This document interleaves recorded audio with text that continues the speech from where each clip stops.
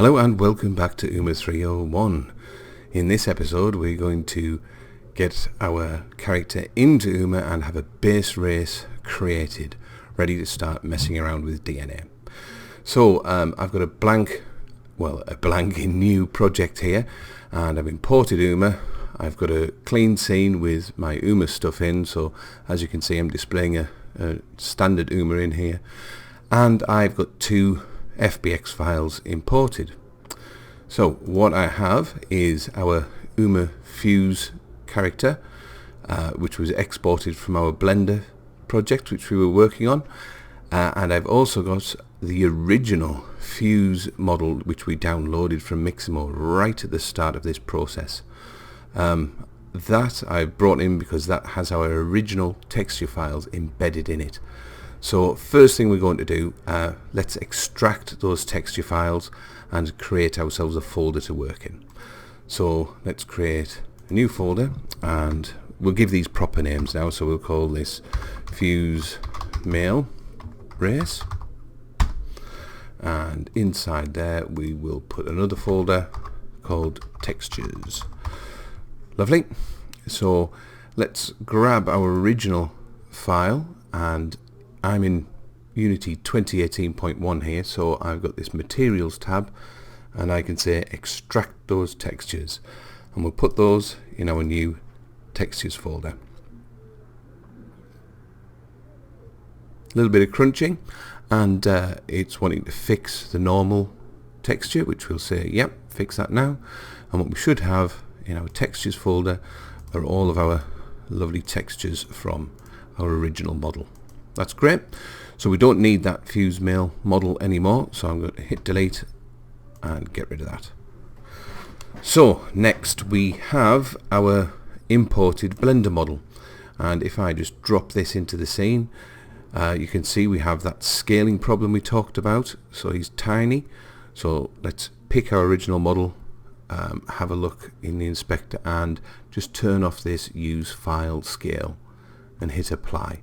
So that should re-import at the right size. Great. He is facing the other way, but that's because our room is turned around. Just to be absolutely sure, if we look at him in the scene, we want to make sure there's no scaling on him, on his root object or his armature, which there isn't, and any of the meshes. Nope, scaling is all fine.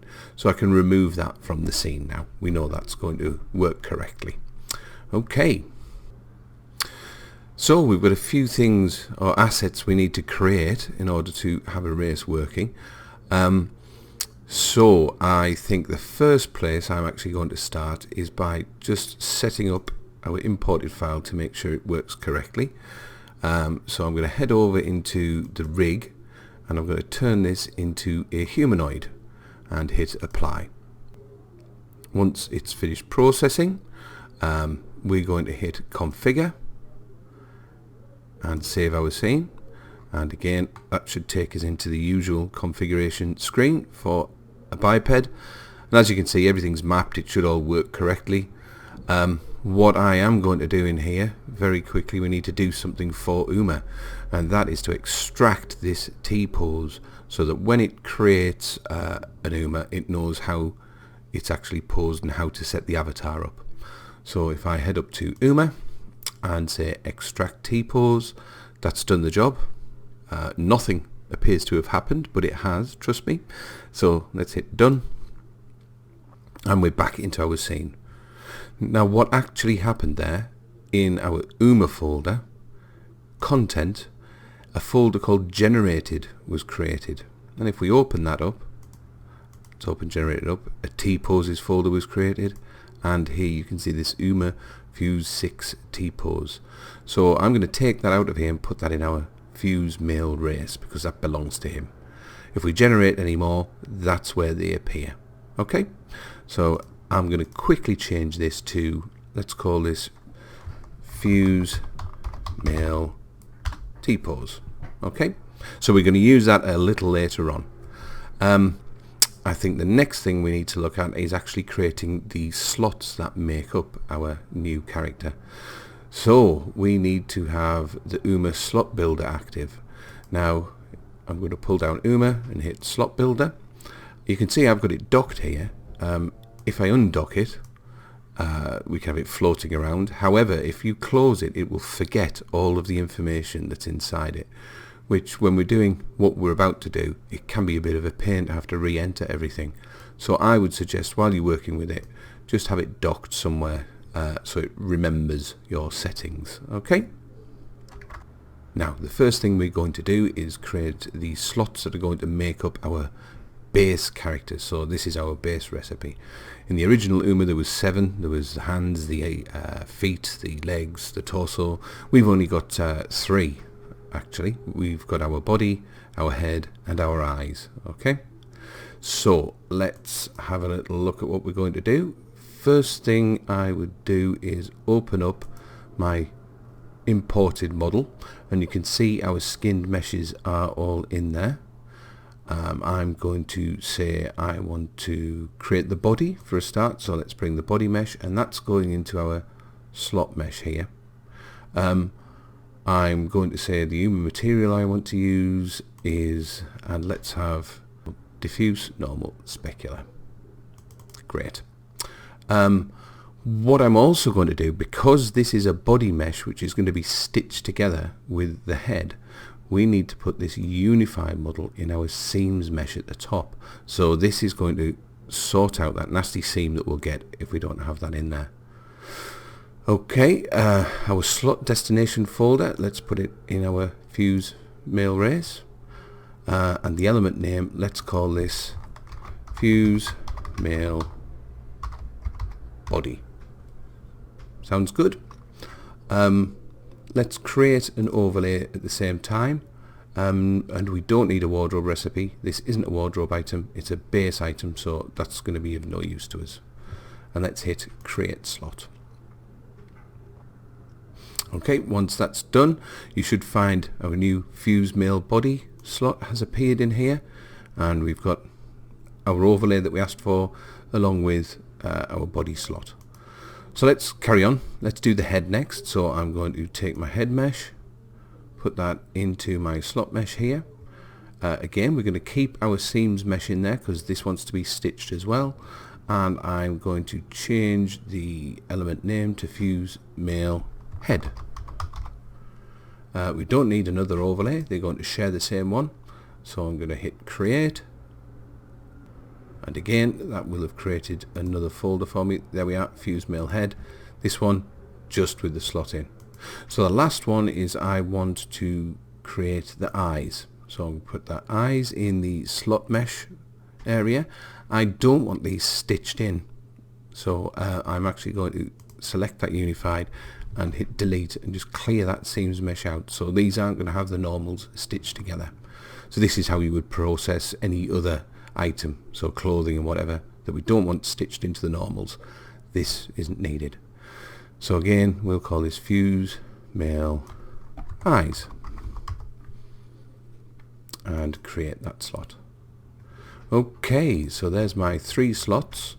I've got my T-pose, I've got my textures. I tell you what we'll do, let's go into the body and let's extract this fuse male body overlay and just put that into the root here. The reason I've done that is it's not just for the body, it's for all of these items. So instead of body in there, let's just call this fuse male overlay.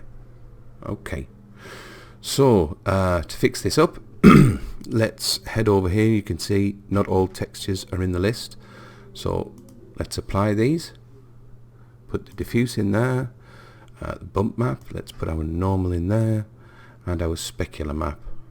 Now it's either going to be specular or gloss. We'll have a play with that later. Let's put specular in and see if that's the right one. And that should be our overlay sorted out. So to make this into a complete race, we need 2 more files. So let's select our fuse male race folder, right click, create, UMA, core, text recipe, and this is going to be the recipe of our base character. So let's just change the name of this. We'll call this fuse male text recipe, and we also need in that folder, so create UMA core race data. And again, let's give this some correct naming. So fuse male race data.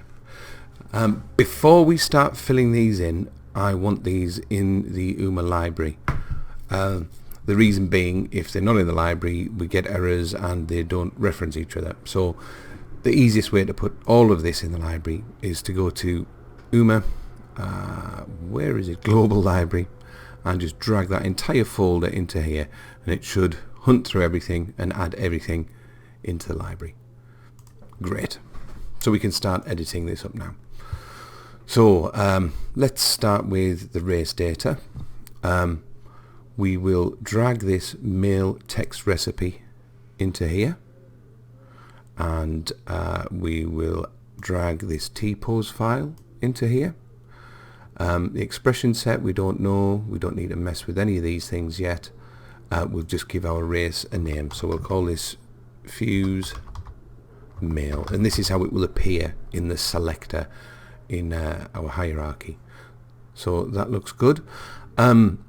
It has a set of predefined wardrobe slots, so these are all of the slots we can use to put clothing on. We can add them, we can remove them, we're not stuck with these. It's a list of names and that's all, so we can fiddle with them now. I'm not going to, but feel free to come and play with these at the end, and this is how we add and remove different slot names to our UMA character. Okay, so that should be our race data created. Let's have a look at our text recipe. So this is going to be the male base recipe. In fact, I'm just going to change that just so it's obvious. It's not just going to be a text recipe, it's going to be the fuse male base recipe. Okay, so in here I'm going to look at the slots. It says no race data has been set. Well, let's drag our new race data over here.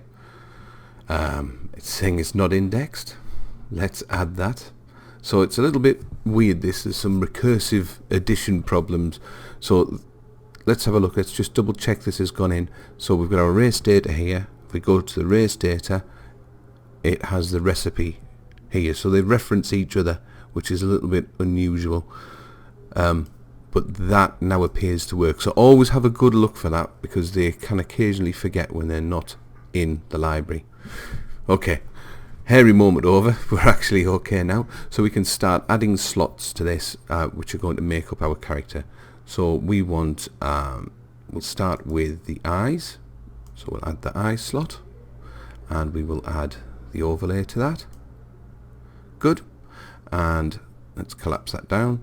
Let's add the head slot and add our overlay to that,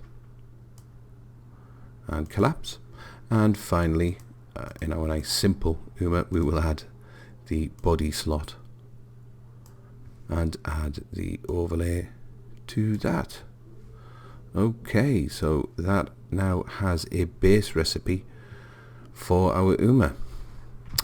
So, do you know what? I think that's it. We've added all of these slots. We've got our overlay with our textures. We've got our T-pose, which we've applied to our race data, and we've got our base recipe. Should we give it a whirl? Go on. So we'll hit play. Okay, at the moment this is a standard UMA, so let's head into the dynamic character avatar and switch this to fuse male. Scary. Okay, nothing's really gone wrong there, but what's actually happening, if I go back to human female and human male, they have almost exactly the same skeleton. Our fuse male is quite different, so one thing we need to change on our dynamic character avatar, if we want to swap between them, is we need to say race change options, rebuild the skeleton. So whenever I change race, it will rebuild the skeleton. So a slight overhead on doing that. If I do that again, fuse male, there we are. We actually have an UMA fuse character working in our game. Now the textures, yeah, there's some shininess going on here which I'm not too happy with. Same with the eyes, so I may create a separate overlay for them, but essentially we now have a race that we can start playing with. Now if we look in the UMA data, There are no sliders, there's no DNA set up yet, but we know we have that information actually in our UMA, so we can start building that. Just before we finish this episode, that rebuild skeleton, if you're not going to use the original UMAs at all, you do not need that. If I have a fuse mail set up by default, notice that rebuild skeleton is off. When I run, it just works. The only time you need that rebuild skeleton is if you go to swap to, wow, look at that. New and crazy UMAs. So there we go, rebuild skeleton. Make sure that that gets built correctly. Okay. One other thing that I want to have a quick look at is we will have the bone for the nose, but you'll notice when I run and look at our actual mesh, there are no morphs on there. That is because in that dynamic character avatar we need to go to advanced options and say load the blend shapes. Okay, so now what we should see when we run is, if we pick our UMA renderer, you should see any blend shapes we have created have been carried across. So we can attack these with animators or with DNA. So if we look, the mouth open, there we go. Don't panic if when you get to 1 it doesn't work. In Unity they go from 0 to 100. So the mouth open works. Let's try the blink. Good, we can blink those creepy mirror eyes away. Excellent. And finally, the one we created ourselves, the elf ears. Look at that. That works a treat. So like I say, these can be attacked with animators, or what we're going to do later on, we're going to hook our DNA up to sort this out. So really, that's actually quite quick. There's quite a few steps and assets that need to be created, but essentially that is how to get a base race working in UMA. So what we're going to do in the next episode is have a look at creating some DNA and hooking it up to allow us to modify our character. Okay, hope you enjoyed that, and I'll see you next time. And once again, I'd like to say a big thank you to my patrons for making this possible. If you would like to support me, feel free to click that link at the end of the video. Thank you very much, and I'll see you next time.